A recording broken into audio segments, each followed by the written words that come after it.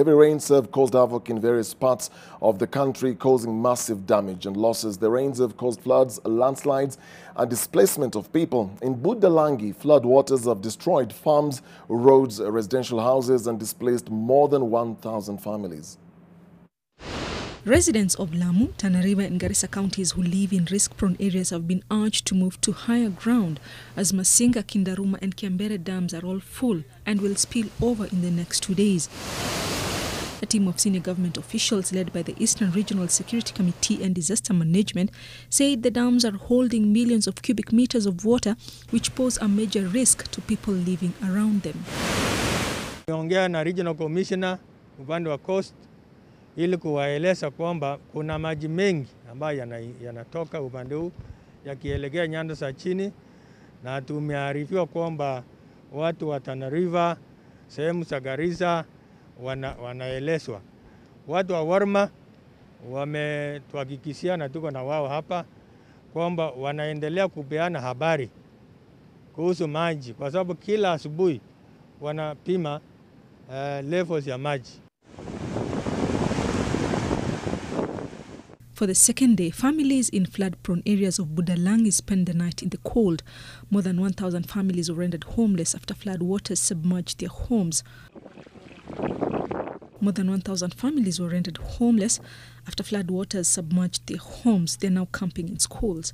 The affected villages include Runya, Rukala, Maumau, Mabinju, Rugunga, Lugare, Bulwani and Bukoma. Maji imeingia kwa nyumba zetu, tumehama, hata pale tumehamia pia kuna maji.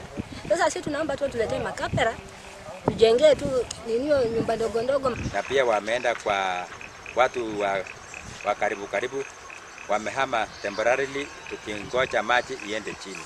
In Pokot Marakwet and West Pokot counties, residents of Kipchumo location near the landslide hit Chesegon are still struggling to come to terms with the possibility of losing 26 people to the flash floods and landslides that hit the area. Property worth millions of shillings was also destroyed that left iconic Chesegon market known for peace building between Marakwet and Pokot communities buried under the deluge of mud. The trading center, which ordinarily hosts more than 500 people in a day, was left under rubble that stretched over 6 kilometers. The mudslides also flattened learning institutions, including Little Girls Boarding School. According to the school administration, property worth 17 million shillings was destroyed. The government deployed Kenya Defence Forces soldiers to search for the missing as local leaders appealed for humanitarian support for the over 4,000 people displaced by the floods and mudslides. We have nothing as little girls. We are at zero. But we have hope. We are sad